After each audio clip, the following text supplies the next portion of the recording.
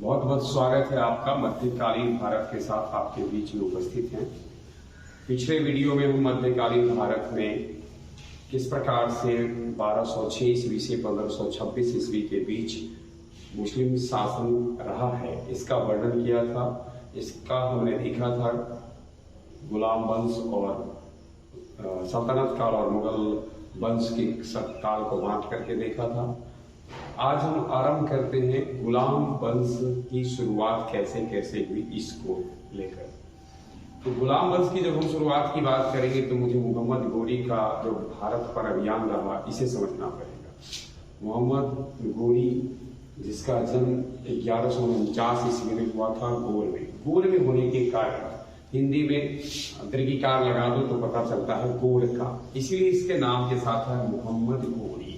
जैसे हम लोग बिहार के होते हैं तो बिहारी लिखते हैं, जहाँ के होते हैं दीर्घिकार अंदौर के।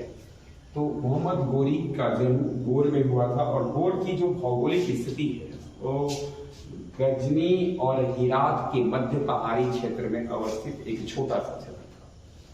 वहीं उसके पिता शासन भी करते थे बहालुद्दीन शाम प्रथम इनके पिता थे। और बचपन में जब इसका नामकरण किया गया था तो शिहाबुद्दीन था, कालांतर में इसका नाम मुइजुद्दीन मोहम्मद गोरी पड़ा। मुइजुद्दीन मोहम्मद गोरी अपने भाई के साम्राज्य के विस्तार हेतु भारत पर आक्रमण करना सोचता है, या फिर यो समझ ले अपने साम्राज्य को समृद्ध करने हेतु भारत पर आक्रमण करता है। और 1175 ईस्वी से उसके अभियान की शुरुआत होती है। तो अपने भाई के साथ वो 1173 से लेकर 92 ईस्वी तक गियासुद्दीन मोहम्मद के साथ, यहाँ ध्यान में रखना है गियासुद्दीन मोहम्मद और गियासुद्दीन महमूद।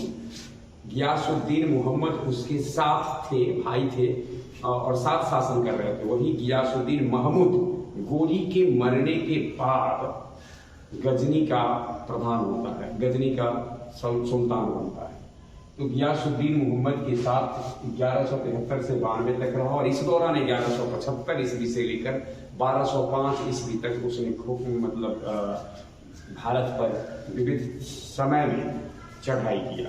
पहली चढ़ाई जब वो किया तो 1175 ईस्वी में मुल्तान विजय उसको यानी मुल्तान पर जीत दर्ज करने में सफल रहा। मुल्तान इन दिनों पाकिस्तान में पड़ता है। वही 1178 ईस्वी में जब उसने गुजरात पे आक्रमण किया तो वहां गुजरात में उन दिनों सोलंकी वंशीय शासक भीम द्वितीय थे। भीम द्वितीय के हाथों पूरी तरह पराजित हुआ। इस तरीके से हमें ध्यान में रखना है भारत का वह हिंदू शासक जिसके हाथों मोहम्मद गोरी पराजित हुआ वो था भीम द्वितीय। गोरी का जो यह अभियान था, गोरी गजनबी से प्रेरित होकर के अभियान, तो मोहम्मद गजनबी ने जो भारत पर आक्रमण किए उसको उससे प्रेरणा लेकर के इसने कालांतर में आक्रमण किया।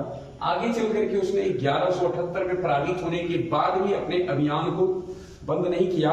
1179 से 86 के बीच में पंजाब पर कई आक्रमण किए और इन आक्रमणों से उसे पंजाब पर के कई क्षेत्रों में जीत मिली, कई क्षेत्र उसके अधिकार में आए। 1179 ईस्वी में फिर पेशावर को उसने अपने कब्जे में किया। 1150 ईस्वी में सियालकोट, ये भी पाकिस्तान में है, उसको अपने कब्जे में किया। खास कहानी शुरू होती है 1191 ईस्वी से, जब उन दिनों दिल्ली के सम्राट, दिल्ली पर के राजा सम्राट पृथ्वीराज चौहान के ऊपर आक्रमण करने की बात होती है। तराइन के मैदान में 1191 ईस्वी में दोनों के बीच में पहली बार आमना सामना होता है और इस युद्ध में पृथ्वीराज चौहान गोरी को पराजित कर देते हैं। तो मोहम्मद गोरी पराजित होता है 1191 ईस्वी में, लेकिन उसकी जो इच्छा शक्ति थी वो कमजोर नहीं हुई और 1192 ईस्वी में कन्नौज शासक जयचंद्र के धोखाधड़ी के कारण, जयचंद्र के ने जो उसके साथ दगाबाजी किया पृथ्वीराज चौहान के साथ, जयचंद्र जाकर के मिल जाता है गोरी से और इस कारण से 1192 ईस्वी में तराइन का जो दूसरा युद्ध होता है, इस युद्ध में पृथ्वीराज चौहान की पराजय होती है।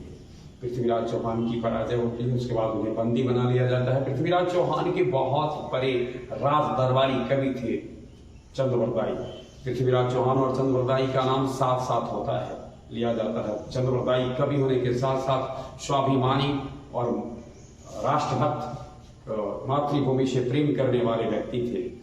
उन्होंने जब ऐसा महसूस किया कि हमारा सम्राट बंदी बना लिया गया है, तो हर संभव अंतिम कोशिश करनी चाहिए अपनी मातृभूमि को आज़ाद कराने की, अथवा अपने सरदार को मुक्त कराने की। इसलिए उन्होंने एक कन्विंस किया गोरी को कि पृथ्वीराज चौहान एक बहुत बड़े धनुर्धर हैं। और उसके बाद तीरंदाजी प्रतियोगिता का आयोजन होता है। इस संदर्भ में इतिहासकारों में मतभेद है, लेकिन इतिहासकार का बड़ा वर्ग मानता है कि उस तीरंदाजी प्रतियोगिता में, जिसमें शब्दभेदी बाण चलाने में निपुण थे पृथ्वीराज चौहान, उस शब्दभेदी बाण, चूंकि इनकी आंख की रोशनी पहले ही छीन ली गई थी, इन्हें अंधा बना दिया गया था, और उसके बाद शब्दभेदी बाण जहां आवाज होती है उसी को भेद देना, ये अद्भुत कला थी पृथ्वीराज चौहान के पास। जब उस परिसर में पृथ्वीराज चौहान शब्दभेदी बाण चलाकर अपनी कला का प्रदर्शन कर रहे थे, उसी समय अवसर पाया चंद्रवरदाई ने और सोचा ये अंतिम अवसर है जब हम बदला ले सकते हैं गोरी से। और उन्होंने अपनी काव्य शैली में गोरी का जो पोजीशन था, गोरी का जो लोकेशन था, गोरी का जो कह सकते हैं पोजीशन फैक्टर, वो पृथ्वीराज चौहान को बताया और बताया 4 बांस 64 गज अंगुल अस्त प्रधान, ता ऊपर सुल्तान है मत चुको चौहान। 4 बांस 64 गज अंगुल अस्त प्रधान, ता ऊपर सुल्तान है मत चुको चौहान। फिर क्या था, चौहान ने तीर चलाया, परंतु चालाक होशियार गोरी बच गया। उसके तुरंत बाद ऐसा न हो कि गोरी के सैनिक उन्हें बंदी बना ले। चंद्रवरदाई ने अपनी तलवार खींची और अपने तलवार से अपने सम्राट पृथ्वीराज चौहान के शीश को धड़ से अलग कर दिया, और कटे हुए शीश के बाद भी अपनी तलवार खींचते हैं पृथ्वीराज चौहान, और उससे उन्होंने चंद्रवरदाई के शीश को अलग कर दिया। इस प्रकार से दोनों एक दूसरे को के शीश को कलाम कर अपनी जिंदगी को मातृभूमि की सेवा में या मातृभूमि के प्रति राष्ट्र प्रेम को समर्पित करते हुए सदा सदा के लिए सो गए। हालांकि यहाँ से इतिहासकार में कुछ अलग मतभेद है। हम इनसे आगे बढ़ते हैं और इस अभियान के बाद चलते हैं, यानी इसके बाद 1194 ईस्वी में कन्नौज शासक जयचंद्र को पराजित करता है गोरी चंदावर के युद्ध में। तो इस प्रकार से चंदावर के युद्ध में जयचंद्र पराजित होता है, पृथ्वीराज चौहान पराजित हो चुके थे 1192 में। इसके बाद अपने विजित क्षेत्रों को, वह जो उत्तर भारत में विजित क्षेत्र था उसको कुतुबुद्दीन ऐबक को सौंप कर लौटता है। फिर 1205 ईस्वी में उसने भारत का अपना दूसरा अभियान शुरू किया। इस अभियान में उसका मूल जो सामना हुआ खुखरों से हुआ।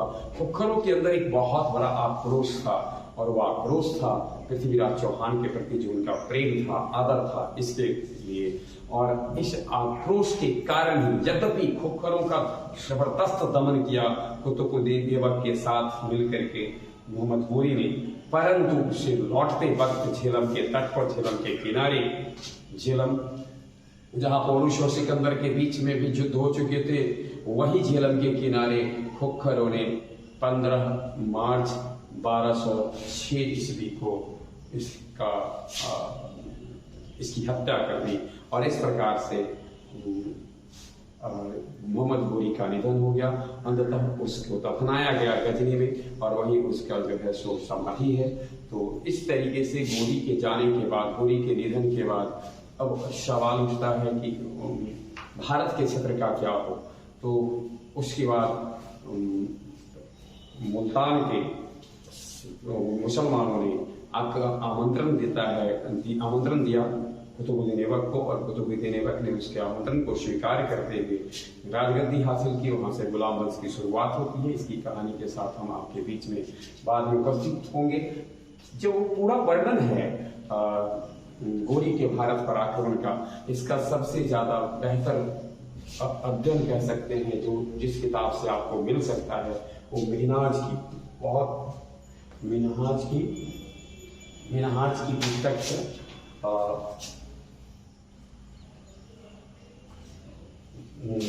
तबकात ए नासिरी में मिलता है। तबकात ए नासिरी मिनहाज की पुस्तक है जिसमें मिलता है। और मिनहाज गोरी के अभियान में गोरी के साथ भी था।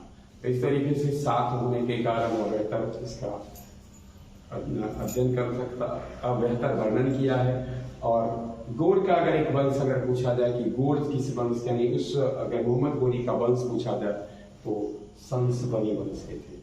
बने रहे हमारे साथ, जो ही हम आपके बीच में उपस्थित होते रहेंगे। बहुत बहुत धन्यवाद।